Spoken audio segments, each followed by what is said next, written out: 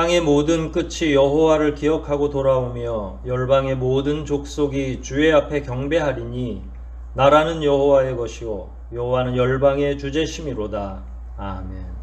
우리의 마음과 정성과 뜻을 다하여 우리 하나님께 예배드리겠습니다.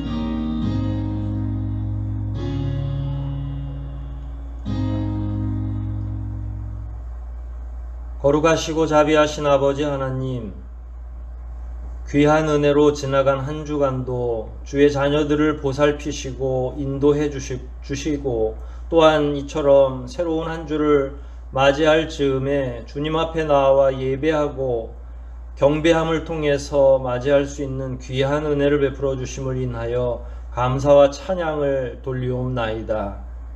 이 시간 저희들 분주한 마음을 다 내려놓게 하시고 오직 성령과 진리로 예배케 하시며 오직 삼위일체 하나님께서만 이 예배를 흠양하여 주시옵소서.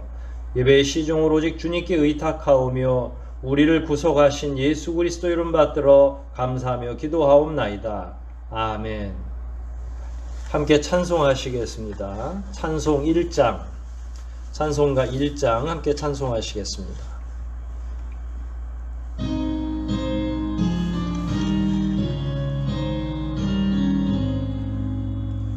만복의 근원 하나님, 온 백성 찬송 드리고 저 천사여 찬송하세.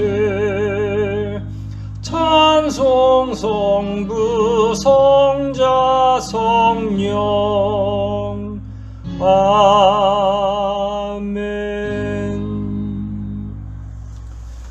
우리 함께 이 시간 사도신경 하심으로 우리의 신앙을 고백하겠습니다.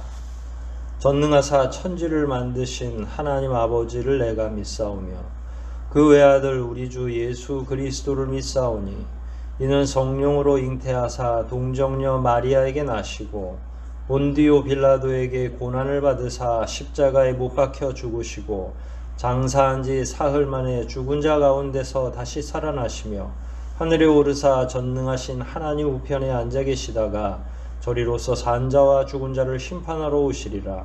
성령을 믿사오며 거룩한 공회와 성도가 서로 교통하는 것과 죄를 사하여 주시는 것과 몸이 다시 사는 것과 영원히 사는 것을 믿사옵나이다. 아멘. 이 시간 함께 성시 교독하겠습니다. 영상과 함께 제공되는 순서지를 참고하시면 되겠습니다. 시편 114편 말씀입니다. 시편 114편 말씀 교독합니다.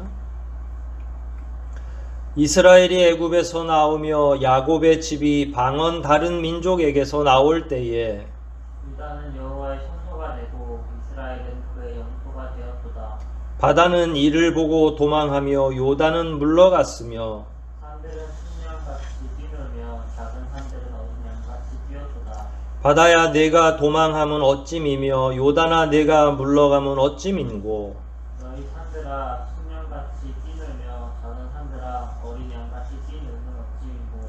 땅이여 너는 주 앞 곧 야곱의 하나님 앞에서 떨지어다. 저가 반석을 변하여 물이 되게 하시며 차돌로 샘물이 되게 하셨도다. 아멘. 우리 이 시간 함께 기도하실 때 지나간 한 주를 생각하시면서 회개의 기도를, 새로운 한 주를 기대하는 마음으로 간구의 기도 드리시겠습니다. 기도 후에 김인환 집사님 기도 인도해 주시겠습니다.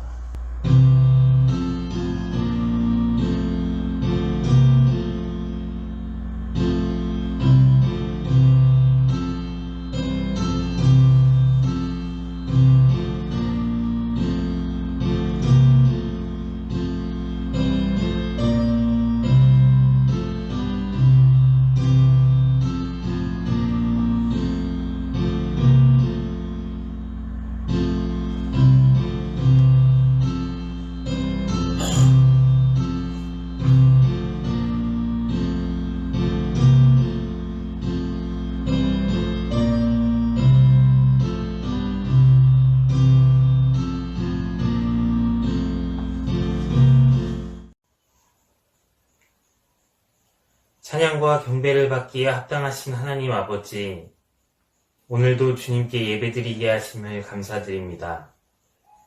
아버지께서 만드신 계절의 순환에 의해 어느덧 산의 나무들이 옷 갈아입기를 준비하고 들판의 곡식들도 추수 때를 기다리면서 색색으로 변해가는 모습을 보며 아버지께서 지으신 아름다운 풍경에 감사드립니다.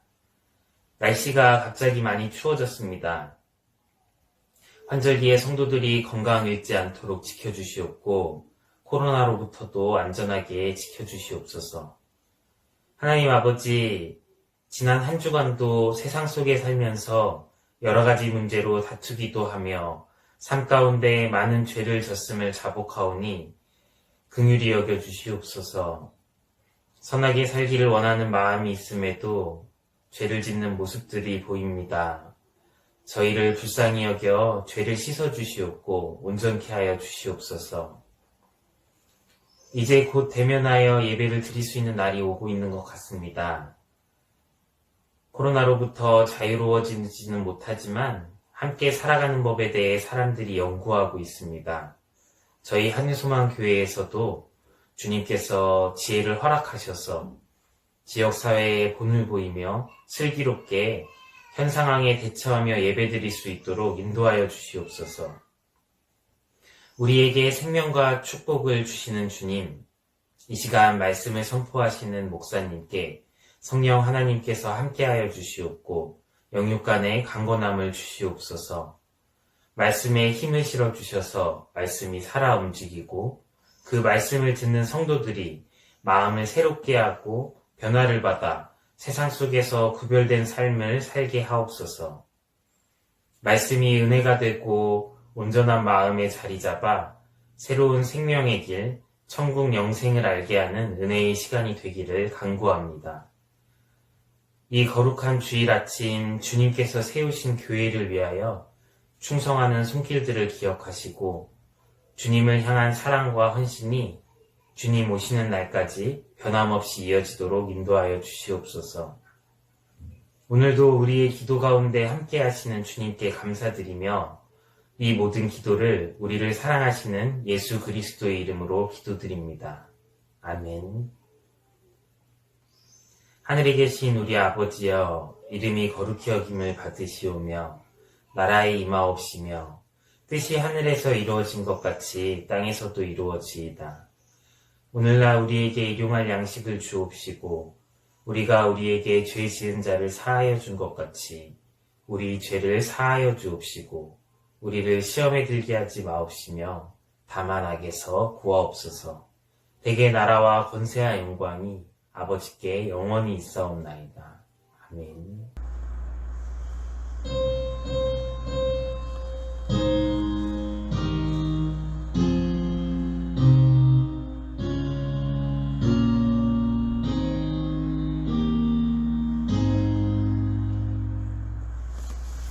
우리 함께 찬송 부르시겠습니다. 함께 하실 찬송은 196장입니다.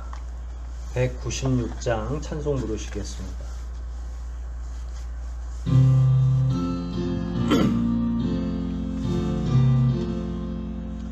날 구원하신 예수를 영원히 찬송하겠네. 저 죄인 어서 주께 와 죄 사유하심 받아라. 구하라 주실 것이요 찾으라 얻을 것이라. 죄 중에 상한 영혼을 주 온전하게 하시네. 주 우리 죄를 인하여 피 흘려 죽으셨으니 주밖에 없는 사랑을 만 백성 알게 전하세. 주 예수 사랑 못 잊어 나 항상 눈물 흘리네. 이 세상 어디 가든지 내 주만 생각하도다. 목마른 자 이 샘에와 영생의 물을 마셔라.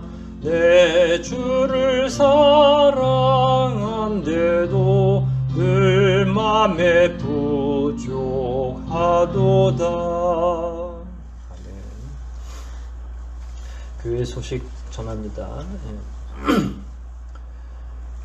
2,000명 정도를 상회하던 감염병이 이제 조금씩 사그러들고 백신 접종률이 조금씩 높아지면서 11월 즈음이면 아마 위드 코로나라고 해서 함께 얼굴을 대면하고 좀 자연스러운 일상으로 돌아갈 수 있지 않을까 하는 소망을 조심스럽게 해봅니다. 한 2년 동안 저희들이 얼굴 못 보면서 이렇게 영상으로만 만나고 있어서 많이 아쉬운데 하루속히 얼굴 보면서 예배할 수 있도록 계속 기도해 주시고요. 더불어서 어르신들 위해서 또 노약자들 위해서 계속 기도해 주시기를 바랍니다. 교회당 청소하시는 분들이 있습니다. 약속하셔서 나오셔서 교회당 청소해 주고 계시는데 이번 주도 수고해 주시기를 바랍니다. 공동체 기도는 지금 예배 중에도 한번 하고 예배 후 설교 다 끝난 다음에 또 자막으로 제공되기도 합니다. 함께 늘 이번 주 내내 같은 동일한 기도 제목을 가지고 기도해 주시면 감사하겠습니다. 공동체의 기도 3가지 내용 함께 읽겠습니다. 공동체의 기도 1. 그리스도의 향기가 나는 아름다운 주의 자녀로 살아가게 하소서. 2. 유초등부 어린이들을 안전하게 살펴주시고 몸과 마음이 건강하게 하소서. 3. 믿음의 선한 싸움을 싸우며 선한 영향력을 끼치는 하늘소망교회가 되게 하소서. 아멘. 우리가 후원하고 있는 선교사분들이 있습니다. 또 그분들 위해서 계속 기도할 뿐만 아니라 그분들이 사역하고 있는 그 나라와 그 민족, 그 백성들을 위해서도 계속 기도해 주시기를 부탁을 드립니다. 우리가 운영하는 기관이 있고 그 기관에 소속되어 있는 직원들이 있습니다. 또한 지역아동센터도 저희들이 함께 동역하고 있는데 거기를 위해서도 그 센터장님을 위해서도 계속 기도해 주시기를 부탁을 드립니다. 이 시간 우리 각 가정에서 하나님 앞에 헌상 올리겠습니다. 우리 전부를 드리는 심정으로 헌상해 주시고 온라인으로 참여하셔도 되고 얼굴 보고 대면하는 그날 함께 제공해 주셔도 감사하겠습니다. 이 시간 함께 헌금에 참여해 주시겠습니다.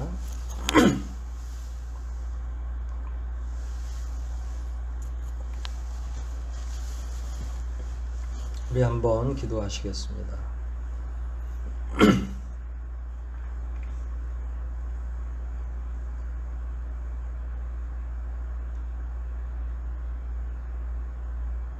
거룩하신 아버지 하나님, 하나님의 귀하신 은혜를 생각하며 저희들의 전부를 드리는 심정으로 이 시간 헌상을 하게 하시니 감사를 올리옵나이다. 우리에게 있는 그 모든 것이 원래 우리가 가지고 태어난 것이 아니라 하나님께서 우리에게 붙여주시고 소유케 하신 것을 저희들이 잘 알고 있습니다. 빈손으로 왔다가 빈손으로 가는 인생임에도 불구하고 이 세상 살아가는 동안 먹고 마시며 거할 수 있는 모든 여건들을 베풀어 주시고 지금까지 인도해 주신 그 은혜를 저희들이 깊이 새기며 이 시간 저희들의 전부를 드리는 심령으로 아버지 앞에 헌상을 돌려놓습니다. 11조와 감사의 예물과 또한 마음의 소원을 아뢰는 여러 제목의 헌상들 주님께서 기뻐 흠양하여 주시고 전심을 다하여 믿음으로 헌상하는 손길들마다 아버지께서 한량없는 은혜로 덧입혀 주시기를 원하옵나이다. 그들의 경제적인 여건들을 돌보시고 마음의 소원을 주님 앞에 아뢰었사오니 그 마음의 소원이 주님의 뜻에 합당하거든 빠짐없이 이루어 주시고 특별히 그들을 더욱더 강건케 하실 뿐만 아니라 늘 눈동자처럼 보살펴 주시기를 원하옵나이다. 육체적인 질고로 인하여 기도하고 있는 성도들 아버지께서 더욱더 긍휼히 여겨주시고 오직 하나님의 자비하심을 힘입고 성령님의 함께하심을 덧입혀 주시사 여러 가지 어려움과 환난 가운데서 잘 견디고 이전보다 더욱 강건한 모습으로 저희들이 다시 만날 수 있도록 귀하신 은혜로 함께하여 주시옵소서. 물질 때문에 고민하고 기도하는 성도들이 있사옵나이다. 아버지께서 그 어려움을 아실 텐데 그들 가정의 재정을 채워주시고 주의 자녀들이 굶주리지 않도록 성경에 약속하신 것처럼 먹이시고 입히시고 돌보아 주시기를 원하옵나이다. 모든 사람들이 어려움을 토로하는 이 시대에 과연 믿음을 가진 자들은 어찌 살아야 하는지, 어떻게 사는 것이 믿는 자로서 하나님 앞에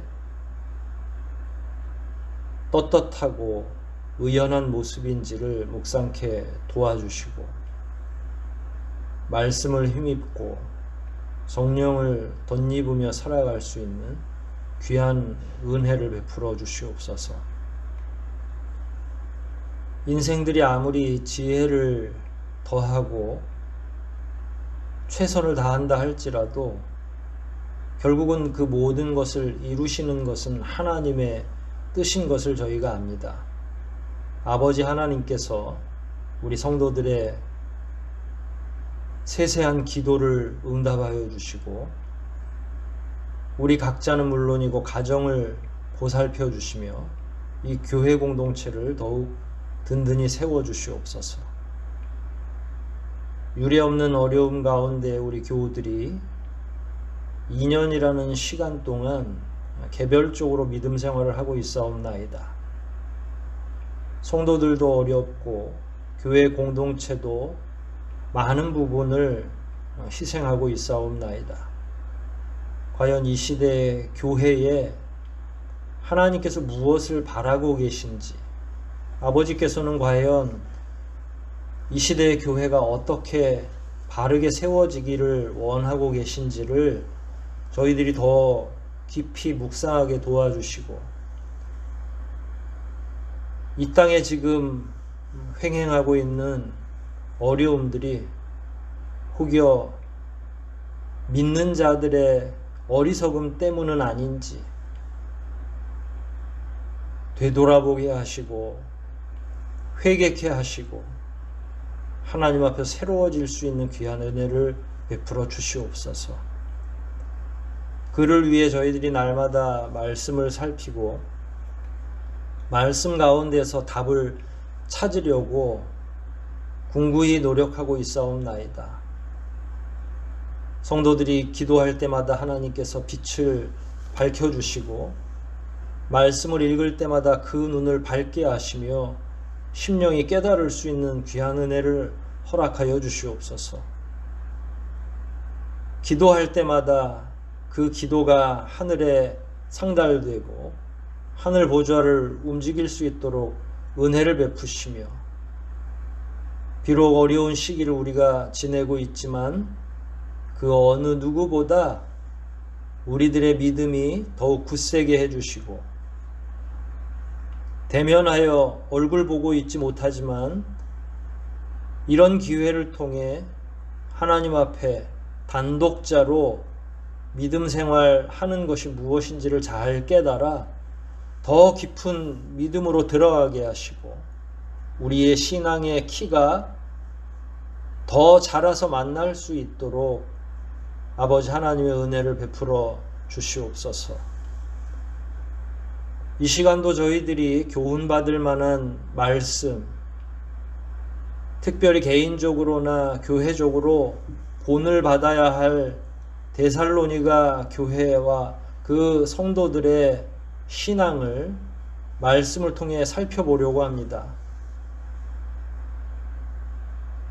우리도 말씀에 등장하는 데살로니가 교회와 그 교우들처럼 여러 가지 어려움이 있지만 굳세게 믿음을 지키며 하나님 아버지의 칭찬을 얻는 우리 각자와 가정과 하늘소망 교회가 될 수 있도록 이 시간도 함께하여 주시옵소서. 성령께서 우리와 함께 해 주심으로 말미암아 비록 영상으로 예배하지만 동일한 성령의 깨닫게 하심과 교통케 하심을 느끼며 예배할 수 있도록 강하게 역사하시고 진리로 더욱 충만케 하여 주시옵소서. 오직 말씀을 살필 때 우리의 마음이 뜨겁게 하시고 우리를 향하신 하나님 아버지의 요구가 무엇인지를 잘 깨달아 이번 한 주 남아있는 인생 내내 말씀을 벗삼아 살아갈 수 있는 귀한 은혜를 덧입혀 주시옵소서. 이 모든 것을 주님께 의탁하오며 예수 그리스도 이름 받들어 간절히 기도하옵나이다. 아멘.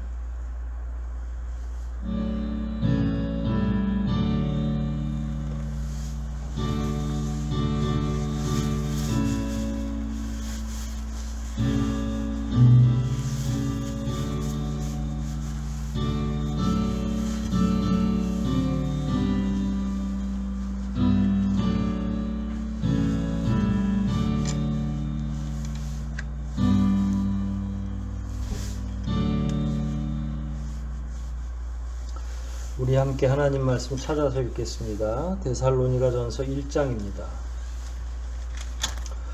데살로니가전서 1장 6절부터 8절까지 말씀만 읽고 말씀을 살피도록 하겠습니다.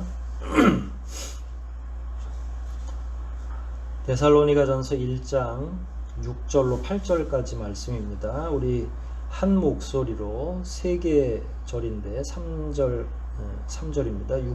6절, 7절, 8절까지 세 개 절인데 한 목소리를 합독하고 말씀 살피겠습니다.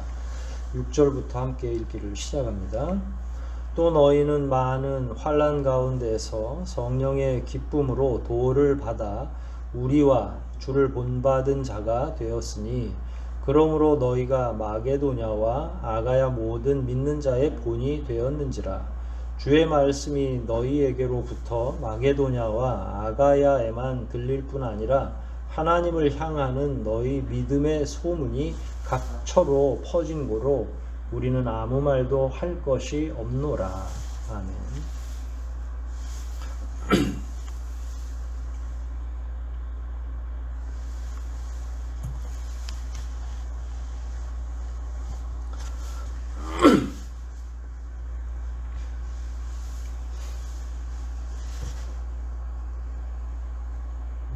데살로니가 전서 첫 시간부터 지금까지 계속 말씀드리고 있는 것 중에 하나가 데살로니가 전서를 기록한 목적이 무엇인가, 그 여러 가지 기록 목적 중에 하나가 바로 데살로니가 교회, 그 교우들을 칭찬하는 것이 하나의 목적 가운데 있다라고 말씀을 드렸습니다. 그래서 1장 계속 그 내용을 진행하고 있는데요. 물론 그 안에는 한 사람 한 사람 개인도 포함되어 있고 또 공동체 전체를 바울이 염두에 두고 이 이야기를 한 것이기도 합니다. 1장은 사실은 계속 데살로니가 교회가 거기에 속한 공동체 식구들이 어떤 태도를 가지고 믿음 생활을 했는지를 칭찬하고 있습니다.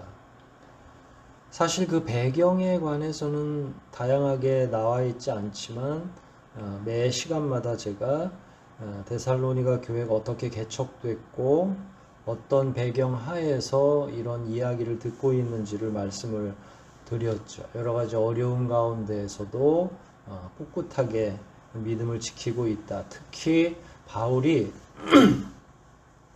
뭐 6개월, 1년씩 머물면서 개척한 교회가 아니라 한 3번의 안식일 정도, 3주 정도 머무르면서 이야기를 나눈 사람들이 결국은 바울이 어쩔 수 없이 도망을 쳐야만 했는데 그럼에도 불구하고 남아있는 사람들이 교회를 형성하고 나중에 디모데를 보내서 확인할 때까지도 계속 든든하게 잘 성장하고 있더라 라고 하는 그 배경이 포함되어 있고, 그렇기 때문에 바울은 더욱더 이 데살로니가 교우들을 칭찬하고 있는 것이 아닌가 이렇게 보여집니다. 오늘 우리가 함께 읽은 6절로 8절, 더 넓게는 10절, 1장의 마지막 부분까지 전체 내용도 다 칭찬의 내용이 포함되어 있고 그 이유, 까닭, 왜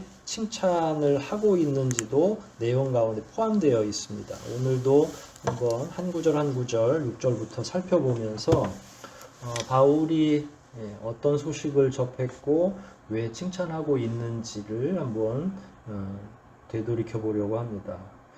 한번 6절부터 살펴보겠습니다. 우리가 6절을 읽었는데 6절을 보면 또 너희는 많은 환난 가운데서 성령의 기쁨으로 도를 받아 우리와 주를 본받는 자가 되었으니, 중요한 단어들이 몇 개 나오죠. 하나는 환난이라는 말, 이제 그 당시에 데살로니가 교회 교우들이 경험하고 있는 일종의 배경이 되겠죠. 그런 가운데에서도 성령의 기쁨으로, 그러니까 환난과 기쁨은 좀 대조가 되는 말이죠. 그 다음에 나오는 게 이제 본을 받는다, 이런 용어들이 이제 6절 안에 다 포함이 되어 있습니다. 그 중에서 제일 먼저 한번 우리가 관심을 갖고 살펴봐야 될 이 이야기는 바로 데살로니가 교회가 환난 중에 있었다라는 것. 그래서 아마 바울이 칭찬하는 내용이 구구절절 다 포함되어 있는 것 같아요. 평시에 사실은 환난이 없어도 한 3번 정도 만나고 났는데도 교회를 이루고 사람들이 모여 있다면 칭찬받을 만한 일임에 틀림이 없죠. 그런데 지금 데살로니가 교회는 평상시도 아니고 환난 중에서 계속 유지했으니까 얼마나 더 칭찬받아 마땅하겠습니까? 환난 중에 신앙을 계속 유지하는 것, 여러 가지 어려움이 있음에도 신앙을 계속 유지하는 것, 이것은 어떤 면에서는 뭐 그럴 수도 있겠지 하지만 실제로 그런 환난이 우리에게 닥쳐오면 우리도 여러 가지 생각에 잠기게 되지 않겠나 이렇게 생각이 됩니다. 데살로니가 교회가 당하고 있는 환난이 무엇인지를 이렇게 계속 생각을 해봤습니다. 근데 시기적으로 보면 아직 로마의 황제가 교회를 핍박하기 전이라고 보여져요. 57년, AD 57년 지나서부터 계속, 그리고 네로 황제가 이제 어떻게 보면 로마로부터 시작해서 소속되어 있는 교인들, 로마의 교우들이겠죠. 그런 사람들을 핍박하고 심지어 잡아다가 거꾸로 십자가에 매달기도 하고, 그것 때문에 직접 순교한 게 바로 바울과 베드로의 경우가 있는데, 그 이전에 이 글이 쓰여 있기 때문에 뭐 바울도 이제 사역 전도 여행으로 보면 이제 2차 전도 여행 과정 중에 지금 이 글을 쓴 거라서 뭐 아직 로마의 종합적인 핍박이 있는 것 같지는 않아요. 그러면 어떤 환란이 있었을까라고 할 때에 사도행전에서 바울이 계속 도망다니는 이유하고 저는 분명한 연관이 있을 것이다. 근데 사도행전에서 바울이 계속 도망다니는 이유는 딱 하나밖에 없어요.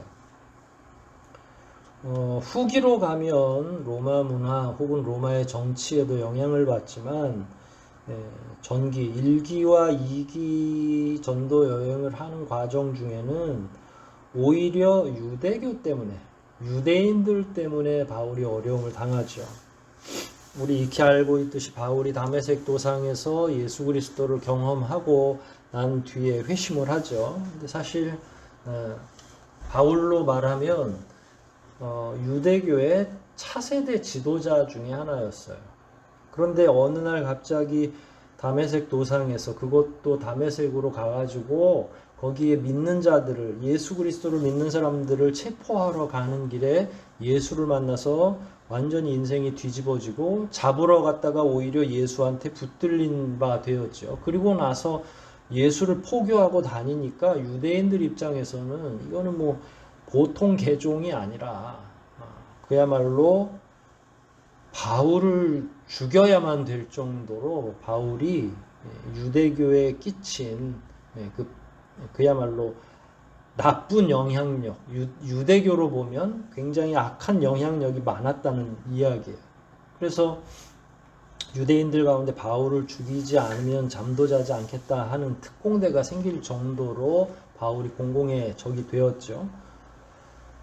그와 괴를 같이 해서 바울의 전도하는 방식, 초기에 전도하는 방식은 말씀을 일단 알고 기본적으로 바울 말고요. 바울이 전도하고 싶은 대상자들을 생각했을 때 구약이 어떤 내용으로 이루어졌는지 말씀을 알고 있는 유대인들이 바울에게 있어서 첫 번째 전도 대상자들이었어요.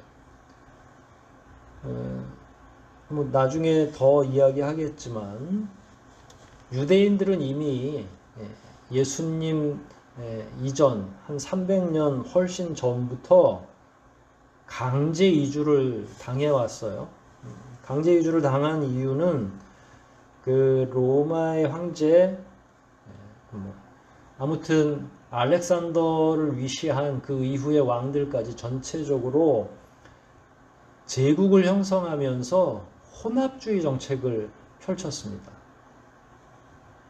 그래서 유대인들을 유대인들끼리 살게 하지 않고 본인들이 건설하는 새로운 도시, 알렉산드리아라고도 하는데 그런 도시로 강제 이주를 시켰는데 지금 오늘 본문이 자리하고 있는 데살로니가, 그게 이제 마케도니아 지역까지 다 포함되는데 거기까지도 유대인들을 막 강제 이주를 시키는 거예요. 멀리는 저 이집트 쪽으로 또 위로는 마케도니아 이 지역으로 유대인들을 강제 이주시켰는데 그게 벌써 예수님 오시기 300년 전부터 이미 강제 이주를 시켰다는 거예요.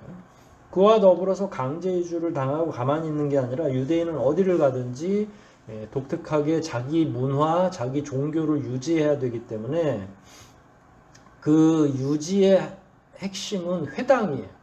회당을 만들어서 그게 이제 공간적으로 짓는 경우도 있고 세를 들어서 하는 경우도 있겠죠. 이제 공간적인 의미인데 어른 한 10명만 모이면 어떻게 해서든지 회당을 만들고 거기에서 교육도 하고, 회당이 교육 중심체거든요.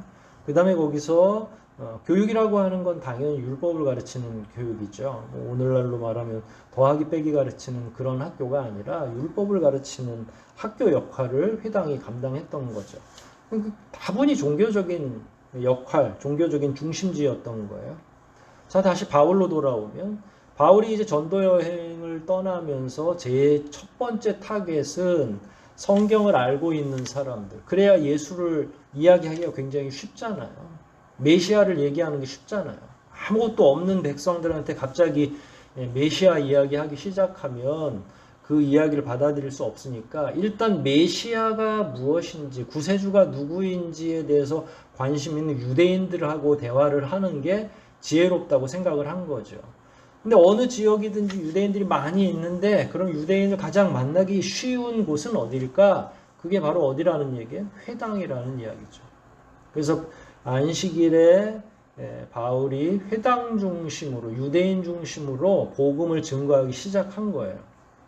초기에는 바울이 누군지도 잘 모르고 하여간 구약 성경을 해석하는 과정을 바울이 보여주고 있으니까 회당에 있는 사람들이 무방비로 바울을 받아들인 거죠. 그래서 가만히 들어보니까 결국은 유대교를 얘기하는 게 아니라 예수를 이야기하는 거죠.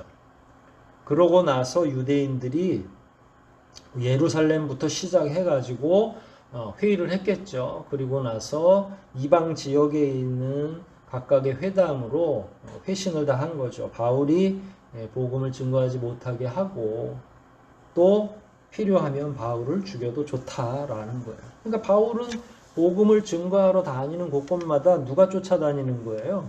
자기를 죽이려고 하는 유대인들. 자, 지금 환란 이야기를 하면서 바울 이야기를 한 거고요.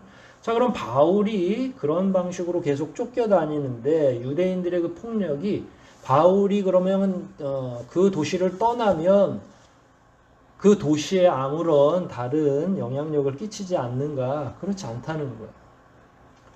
바울의 설교 전파력이 성령으로 말미암아 우리가 사실 상상하기 어려울 정도로 능력이 있었던 것 같아요. 물론 병을 고치거나 치유의 은사도 있고 다양한 성령의 충만한 은사가 바울을 통해서 행해졌기도 하고 뿐만 아니라 메시지를 증거할 때마다 말 그대로 성령께서 역사를 하시니까 사람들의 마음이 막 동하기도 하고 그러면서 이제 믿는 자들이 속출하기 시작을 하는 거죠. 이걸 감당을 못합니다, 사람들은. 그러니까 우리가 생각할 때 3주는 매우 짧은 기간이지만 성령이 역사하면 3주 안에 영혼이 다 뒤집히고도 남을 일이죠. 그런데 문제는 바울이 떠난 다음에 남겨진 사람들이 공동체를 이루기 시작하고 바울이 이야기했듯이 구약 성경을 통해서 메시아를 찾아가는 역할을 본인들이 이제 감당하기 시작을 하는 거죠. 함께 모여서 말씀도 읽어보고 바울이 이야기했던 내용들을 곱씹기도 하고 그래서 바울이 떠난 다음에 교회가 와해되고 그 사람들의 무리들이 그냥 흩어지는 게 아니라 여전히 바울이 떠났음에도 불구하고 계속 같이 모임을 갖는 거예요.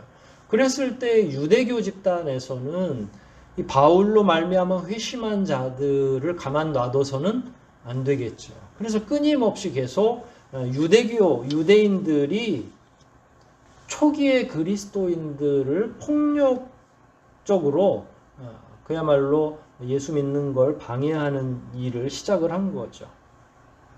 뭐 실제적인 폭력도 가하고요. 다짜고짜 공격을 하기도 하고 교회와 신자 개인에 대해서 험담을 하는 거죠. 지역사회에서 뭐 로마 문화권 안에서도 그렇지만 교인들은 그리스도를 믿는다고 하면서 몸도 먹고 피도 마시고 하는 이상한 광신자 집단처럼 나쁜 소문을 지역사회에 낸다는 이야기예요.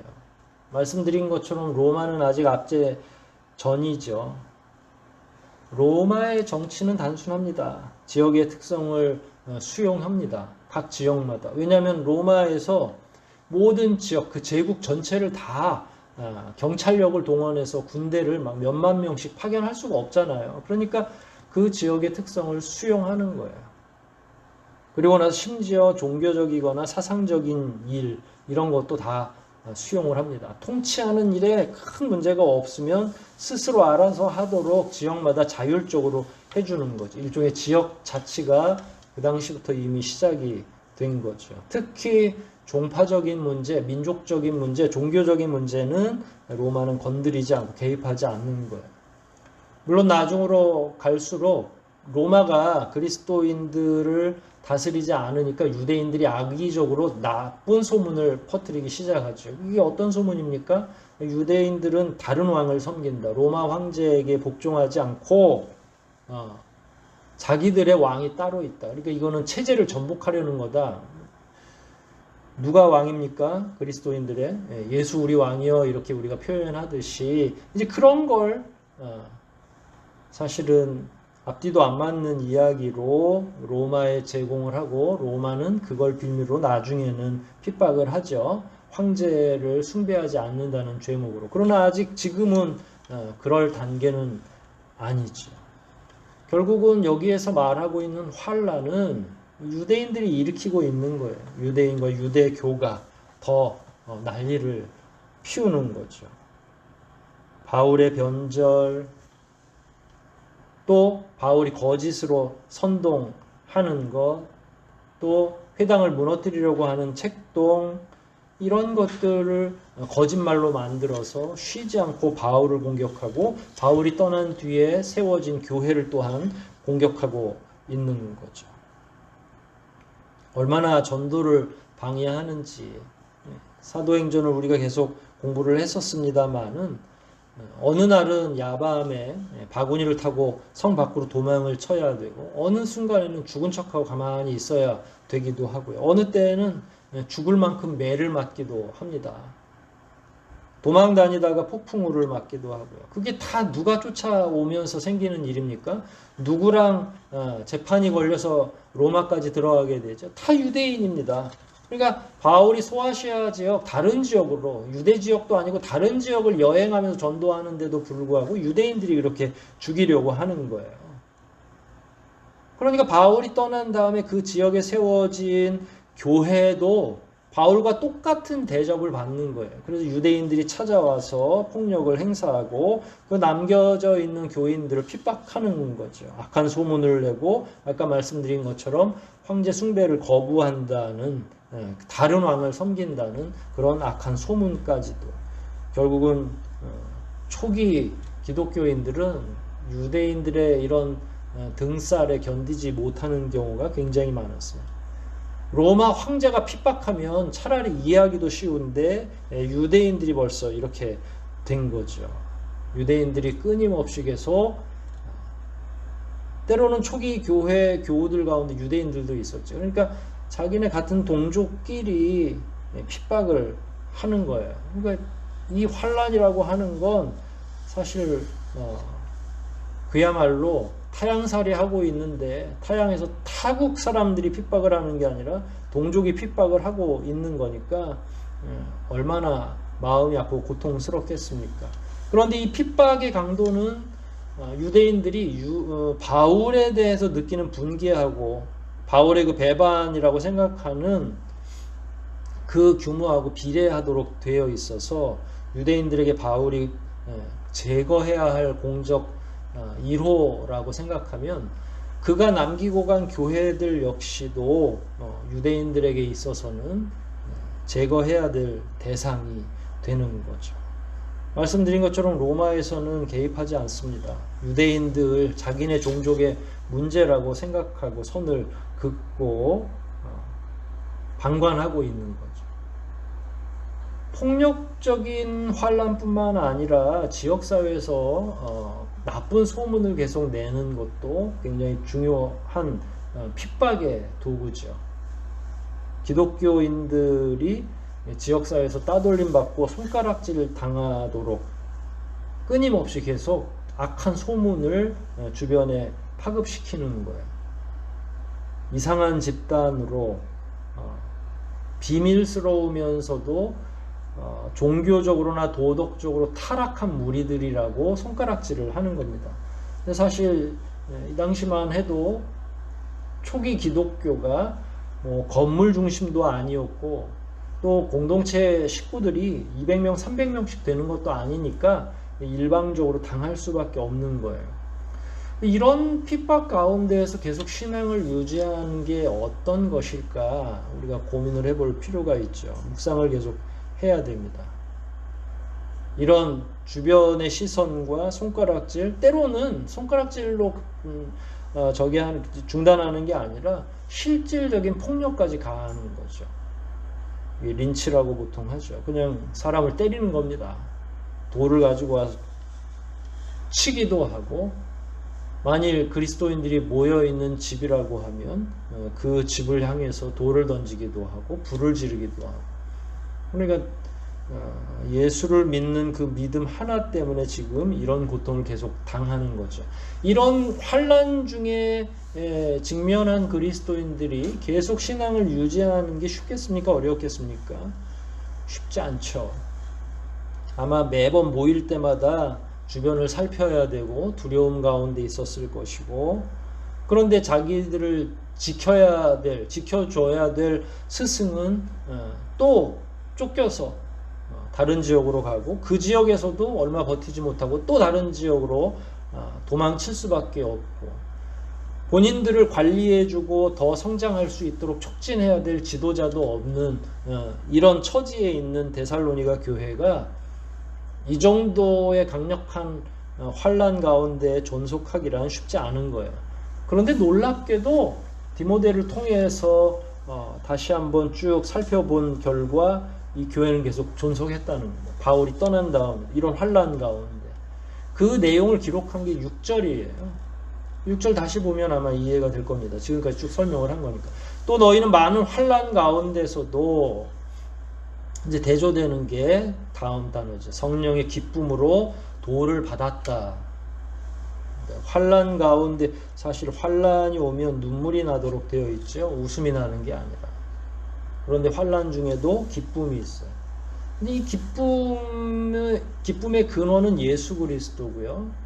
더 나아가서 데살로니가 전서 전체에 흐르는 예수 재림에 대한 소망이 그 가운데 포함되어 있어요. 그러니까 기쁨이라고 하는 그 내면에 응축되어 있는 게 예수 그리스도의 재림, 이런 것들이 싸매져 있다는 이야기예요. 무작정 기쁜 게 아니라. 그런데 이 기쁨은 또 누가 촉진을 해줬냐면, 본문에 의하면 성령이 촉진해 줬다라는 거.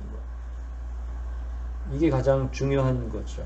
그러니까 데살로니가 교회에 있는 교우들이 버틸 수 있는 힘은 자기들이 결심하고 자기들끼리 위로하고, 이게 인간적인 수단과 방법에 의해서 버틸 수 있었던 게 아니라 하나님이 살펴주신 거예요. 성령 하나님께서 그들에게 마음을 열 수 있도록, 더 긍정적인 세계를 바라보도록, 미래적인 소망을 가질 수 있도록 촉진을 해줬다는 거예요. 그게 성령이 주시는 기쁨이라는 말입니다.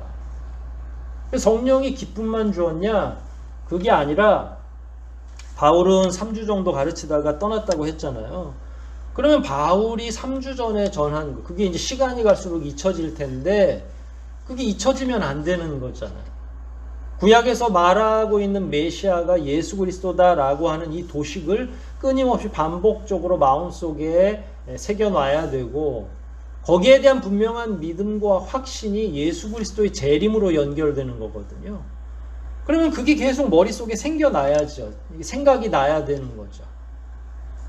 그게 6절의 완성인데, 기쁨으로 도를 받아 우리와 주를 본받은 자가 되었으니, 여기서 우리라고 하는 건 1절에 이야기하고, 바울과 실로아나와 디모데, 더 많은 바울의 일행을 이야기할 수도 있죠.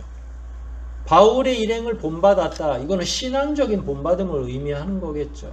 하나하나 전부. 근데 나아가서 또 누구를 본받았냐면 주를 본받은 자가 되었다라는 거예요. 그러니까 말씀을 성령을 통해서 받았고, 또 예수 그리스도에 대한 완전한 이해, 여기서 본받았다라고 하는 건 복사해서 그대로 진행하고 있다는 얘기예요. 카피했다는 얘기입니다.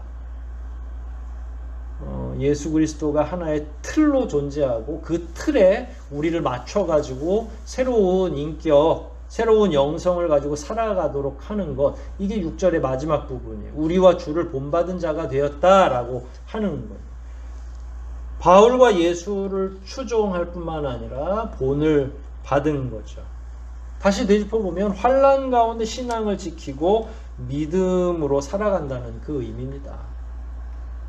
불과 3주 만에, 3주 이후에 더 이상 스승은 존재하지도 않은데 말씀을, 성령을 통해서 책임질하면서 우리 바울 선생이 뭘 가르쳤더라? 예수님에 대해서 뭐라고 했더라? 이걸 끊임없이 계속 묵상하면서 바울 선생이 가르쳐준 그 기독교에 대한 기초 도리에 대해서 흠뻑 젖어드는 거고, 그 정수인 예수 그리스도, 그리고 예수 그리스도의 재림에 대해서 소망을 하기 시작했다는 거예요. 이거는 사실 평범한 시대에도 어려운 일인데, 환난 중에 신앙적인 복귀를 끊임없이 계속 반복적으로 했다는 이야기죠. 이걸 6절 안에서 더 살펴보면 기쁨 가운데 이런 작용을 계속 했다는 이야기입니다. 사실은 평상시에 즐거운 상태에서도 믿음 생활 건전하게 하기가 쉽지 않죠. 그런데 환난 중에 어떻게 기쁨으로 계속 삶을 유지할 수 있습니까? 세상엔 이런 경우가 거의 없습니다. 그런데 성경을 계속 읽어보면 유독 성경에 환난을 기뻐하는 사람, 환난 중에 그 믿음이 더욱 깊어지는 사람, 환난 중에 기쁨을 갖는 사람들이 많다는 거예요. 환난을 만나도 기뻐하고 그 환난 가운데 의연하게 신앙을 지키는 거죠. 창세기의 요셉이 감옥 생활하는 가운데 청춘의 많은 시간을 감옥 속에서 보내잖아요. 어두운 굴에 빠져 있기도 하고요. 그런데 그 가운데에서 오히려 하나님을 더 가까이 만나게 되는 거죠. 이스라엘 백성들이 이집트의 노예 아닌 노예로 살게 되었을 때 끊임없이 이집트인들이 이스라엘 백성들을 탄압하죠. 건축 재료도 주지 않으면서 국고성을 지으라고 채찍질로 다스리는 거예요. 얼마나 힘들게 하는지. 그런데 출애굽기 1장을 읽어보면 그러면 그럴수록 더욱더 유대인들, 이스라엘 사람들이 강성해지고 있는 거죠. 저는 이게 바로 기독교인의 특질이 아닌가. 기독교인들의 특징 가운데 하나가 진짜 기독교인이라면 환난 중에 더 단단해진다는 거예요. 때리는 것에 복종하고 신앙을 포기하는 게 아니라 오히려 그런 환난 중에 자기의 믿음을 다시 한번 되돌이켜보고 어떤 길이 바른 길인지, 어디로 가는 게 맞는 길인지를 묵상하면서 자기에게 주어진 하나님의 은혜를 더 깊이 묵상하면서 더 나은 자리, 더 깊은 신앙의 자리로 나아가게 된다는 거예요. 원래 환난은 사람으로 하여금 두렵게 만들고 위축되게 만들죠. 누군가 채찍질을 여러분들에 가한다면 그 쉬운 일이 아니에요. 일제시대 때 기독교인들이 예배 드리려고 하면 일본 순사가 저 문 밖에서 칼 차고 기다리죠. 위력 시위하려고 일부러 순사들이 긴 장도를 차고 다닙니다. 직접 그 칼을 이용해서 사람들을 베기도 하지만 사람들이 사실 그 칼이 철렁철렁 하는 소리만 들어도 불안해하는 거죠. 그런 가운데 신앙을 계속 유지한다는 거 쉽지 않습니다. 환난 가운데에서는 인간은 누구나 다 위축되게 되어 있고 피하게 되어 있고 도망가게 되어 있고 두렵게 되어 있는 거죠. 그러나 신앙과 결부되어 있는 환난, 신앙을 지키는 가운데 생겨진 환난은 신앙을 더욱 성숙하게 하고 한층 더 우리로 하여금 믿음을 더 굳세게 하는 그런 작용을 하더라라는 거예요. 다시 데살로니가로 돌아오면 데살로니가 교우들은 비록 바울과 아주 짧은 인연을 맺었죠. 3주면 굉장히 짧은 시간입니다.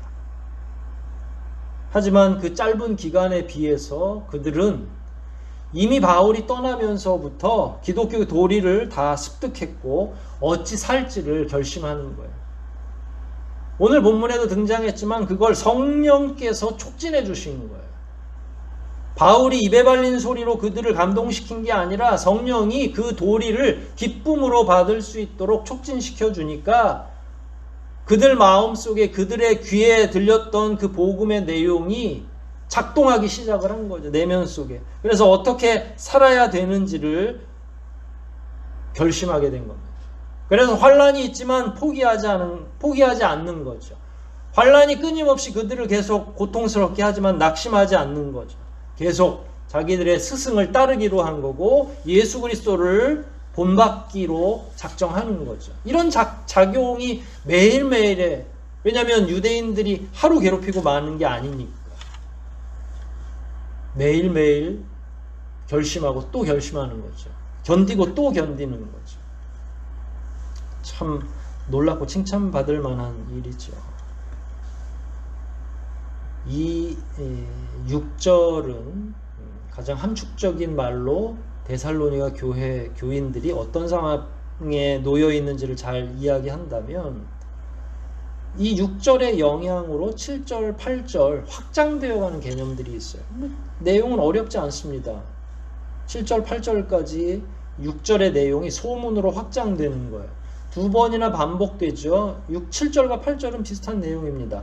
그러므로 너희가 마게도냐와 아가야 모든 믿는 자의 본이 되었다. 8절도 이렇게 이야기합니다. 주의 말씀이 너희에게로부터 마게도냐와 아가야에만 들릴 뿐만 아니라, 그러니까 이 사람들이 자기들만 잘 믿고 데살로니가 안에서만 신앙을 유지한 게 아니라 이 사람들 덕분에 이 사람들의 소문이 옆으로 퍼지는데 아가야 전 지역 또 마게도냐 전 지역까지 그 소문이 나서 심지어 8절을 보면 주의 말씀이 너네로부터 시작해서 너희들이 잘하고 있다는 그 소문 때문에 더 지역의 경계를 넘어서 다른 지역의 사람들까지 딱 소문 때문에 복음이 증거되고 있다라고 하는 걸 바울이 표현하고 있는 거예요. 쉽게 얘기하면 우리 교회가 지금 전농동에 소속되어 있잖아요. SK 아파트 요 구석에 상가도 큰 상가도 아니고 작은 상가예요. 그런데 여기에서 난 소문이 동대문뿐만 아니라 서울시 전역으로 더 지역사회의 경계를 넘어서 더 멀리까지 소문이 나는 거예요. 근데 소문만 난 게 아니라 그 소문으로 인해서 8절에 보면 다른 믿는 자들이 생긴 거예요. 놀랍지 않습니까? 환란 가운데 사실은 이 정도 압력을 가하면 유대인들이 이렇게 괴롭히고 막 돌 던지고 피곤하게 하면 3주 정도밖에 안 믿었는데 아니 뭐 한 6개월이나 무슨 어느 정도 기간이 지나서 그 믿음이 켜켜이 쌓이고 그래서 그 덕분이라도 좀 길게 갈 수 있는지는 모르겠는데 여기서는 딱 3주 만에 일반적으로 맺어진 관계는 다 깨지고 자기들끼리 물론 성령의 도우심이 있긴 했지만 교회를 형성하고 그 소문이 지역의 경계를 넘어서 더 멀리까지 확장되었던 거죠. 이 사람들이 칭찬받는 건 견딘 것만 칭찬을 받는 게 아니라 그 소문을 통해서 다른 사람들까지도 영향을 끼쳤다는 거예요. 여기는 참 놀라운 비결이 있습니다. 6절과 7절에 보면 동일한 단어가 나오는데 본받는다라는 개념이 6절 말미에 나오죠. 1차적으로 데살로니가 교회 교우들이 열심히 본을 받았어요. 누구의 본을 받았냐면 선생인 바울과 예수님의 본을 받은 거죠. 그랬는데 이렇게 본을 잘 받으니까 7절에 너희가 마게도냐와 아가야 모든 믿는 자의 뭐가 되었다고 그래요? 본이 되었다. 그러니까 1차적으로는 내가 본을 받고 그 다음에 2차적으로는 다른 사람들이 내 본을 받는 거죠.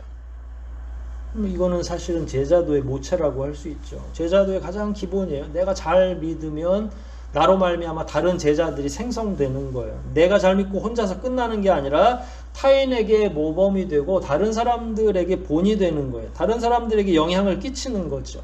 예수 그리스도로부터 말미암아 그 제자들은 물론이고 시대를 지나서 2000년이나 지난 우리까지 예수를 믿게 됐잖아요. 이게 본을 받아서 계속 전수했기 때문에 틀림이 없이 온 거예요. 기독교에서는 예수를 믿는 그 본, 예수를 그대로 따르려고 하는 본에서 제외된 거 밖으로 나가는 걸 이단이라고 합니다. 우리는 본받는 것에 대해서 치열하게 투쟁하는 그런 집단이에요. 우리 집단 자체가. 본받는 것에 대해서 목숨을 거는 거죠. 누구랑 똑같이 타야 되냐면 예수 그리스도. 그것으로부터 넘나들거나 나가는 건 우리 파가 아니라고 생각하는 거죠. 그래서 이단이 나오는 겁니다. 이래도 흥 저래도 흥이 아니라 예수 그리스도와 똑같이 살려고 작정하는 것. 똑같이 살다가 똑같이 하늘나라 가기를 소원하는 것. 그거예요. 그래서 2000년 전에 시작된 복음이 오늘날 우리까지 왔는데도 변질 없이 오는 겁니다. 왜냐하면 본을 그대로 받고 있으니까. 이게 전도의 개념하고 그대로 연결되죠. 데살로니가 교회 교우들은 자기 생존으로 끝나지 않았어요. 자기들만 살아가는 것으로 이야기가 종결된 게 아니라 다른 지역에 영향력을 끼치고 그 소문이 얼마나 강렬했는지, 야, 저 사람들은 도대체 어떤 존재길래 저런 강단 있는 믿음을 가지고 있느냐, 저 사람들은 뭘 추구하냐, 저 사람들은 뭘 믿기를 원하길래 저렇게 뚝심 있냐, 그걸 사람들이 궁금해하기 시작했다는 거예요. 저 사람들은 누구를 추종하길래 저런 향기를 품을 수 있느냐라는 거예요. 그게 이제 주변 지역사회 경계를 넘어서 멀리까지 가는 거죠. 그러니까 전도는 억지로 되는 게 아니라, 지금 억지로 된 게 하나도 없잖아요. 오히려 이게는 이상한 방식이 된 거죠. 왜냐하면 원래 전도, 우리가 생각하는 전도는 한 6개월쯤 교리 공부도 시키고 새신자반도 하고 학습도 받고 세례도 주고 이런 과정들을 생각했는데, 여기는 모든 게 다 생략이 됐어요. 그리고 나서 심지어 억지로 된 게 아니라 소문으로도 전도가 된 거죠.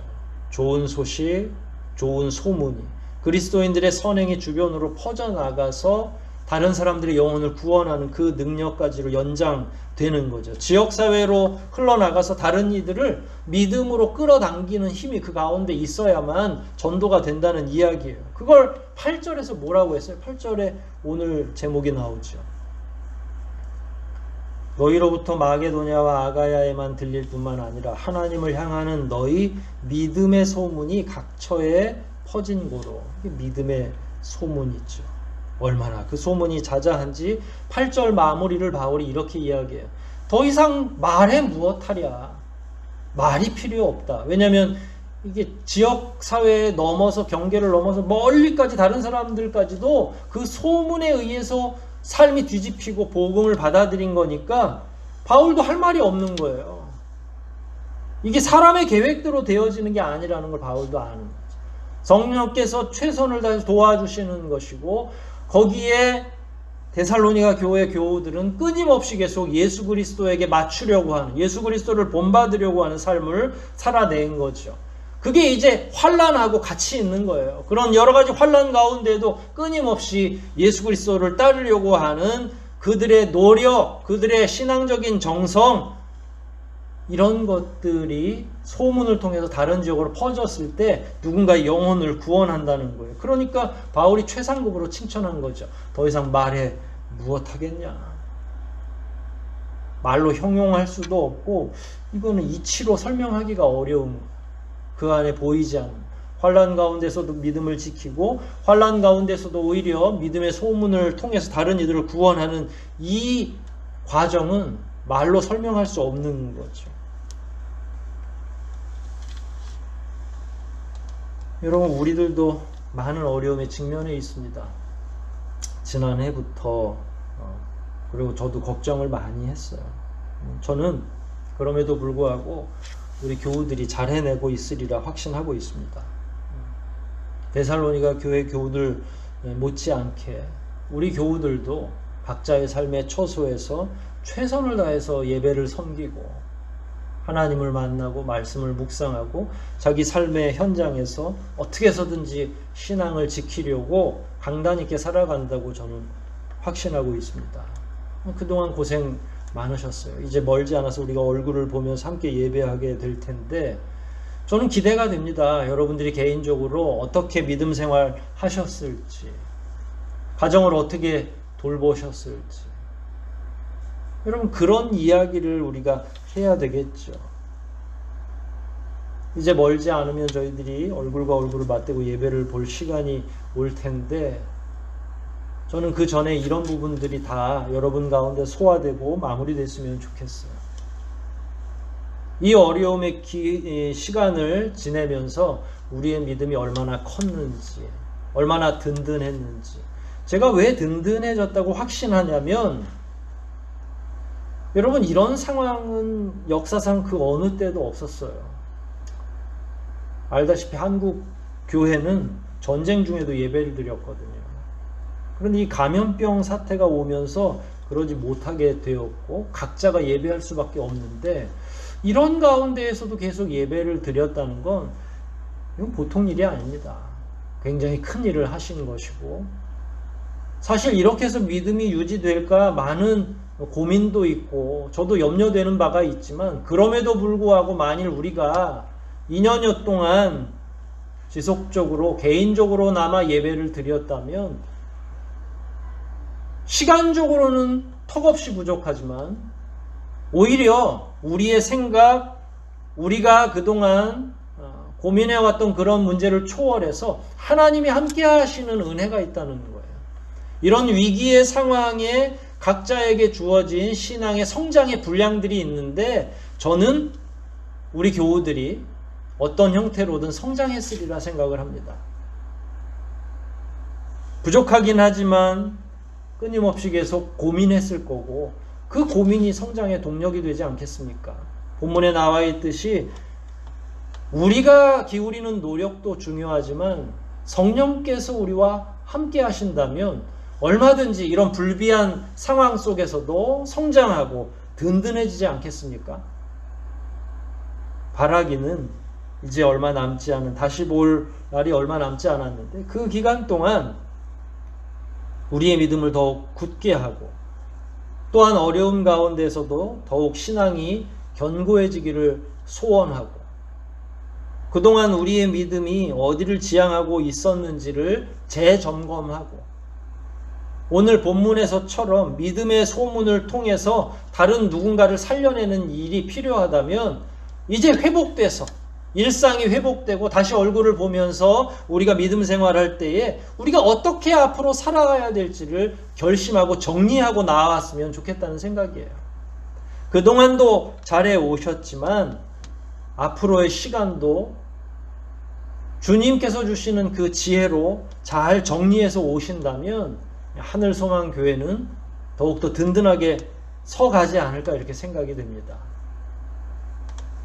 어둠 속에서 오히려 작은 빛이라도 더 밝게 드러나는 것처럼 여러 가지 신앙과 또 우리가 직면한 환난들이 있지만, 그럼에도 불구하고 그 속에서 성장하는 것이 기독교인의 이치가 아니겠습니까? 오늘 배운 것처럼 데살로니가 교회 교우들처럼 우리가 직면한 이 상황에서도 더욱더 든든해지시고 믿음 안에서 믿음의 키가 한 자라도 더 성장하는 저와 여러분 되시기를 주의 이름으로 축원드립니다.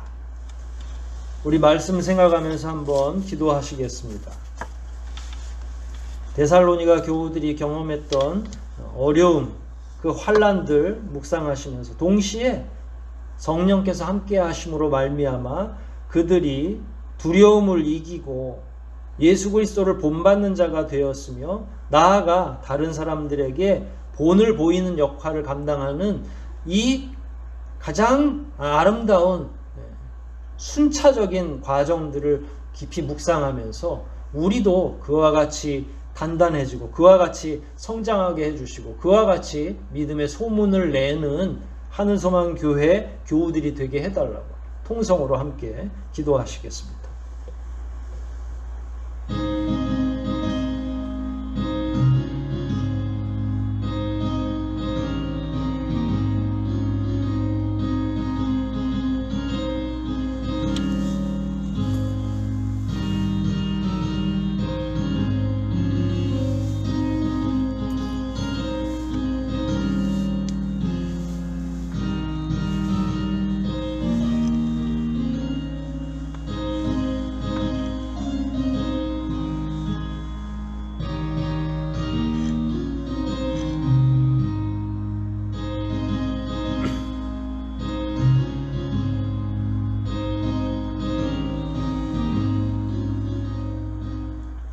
하나님 아버지, 여러 가지 어려움이 우리 가운데 있었고 기간적으로는 2년여 동안 저희들이 원활한 성도의 교제를 하지 못한 점이 아쉽긴 하지만, 오히려 이런 기회를 통해 우리 개인의 믿음이 무엇을 지향해야 하고 과연 교회가 어떻게 변화되어야 하는지, 어떻게 순결성을 지키고 든든해질 수 있는지를 고민케 하시니 감사하옵나이다.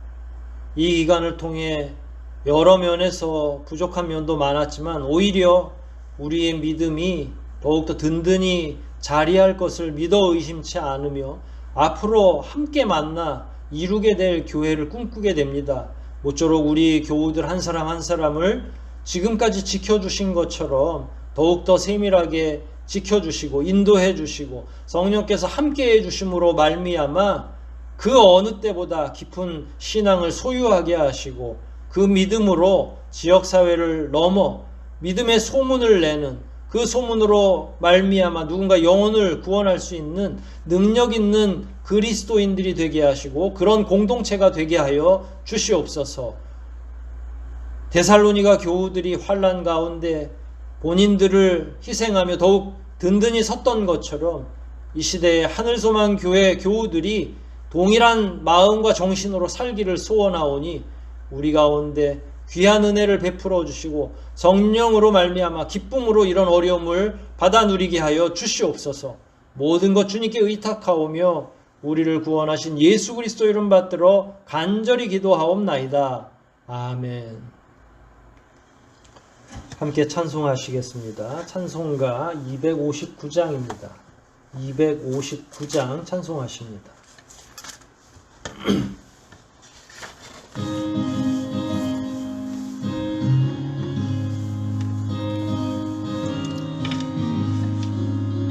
빛의 사자들이여 서가서 어둠을 물리치고 주의 진리 모르는 백성에게 복음의 빛 비춰라. 빛의 사자들이여 복음의 빛 비춰라. 죄로 어두운 밤 밝게 비춰라. 빛의 사자들이여 선한 역사 위하여 힘을 내라. 주 함께 하시겠네. 주의 넓은 사랑을 전파하노여 복음의 빛 비춰라. 빛의 사자들이여 복음의 빛 비춰라. 죄로 어두운 밤 밝게 비춰라. 빛의 사자들이여 주님 부탁하신 말 순종하여 이 진리 전파하라. 산과 바다 건너가 힘을 다해 복음의 빛 비춰라. 빛의 사자들이여 복음의 빛 비춰라. 죄로 어두운 밤 밝게 비춰라. 빛의 사자들이여 동서남북 어디나 땅끝까지 주님만 의지하고 어두워서 못 보는 백성에게 복음의 빛 비춰라. 빛의 사자들이여 복음의 빛 비춰라. 죄로 어두운 밤 밝게 비춰라. 빛의 사자들이여.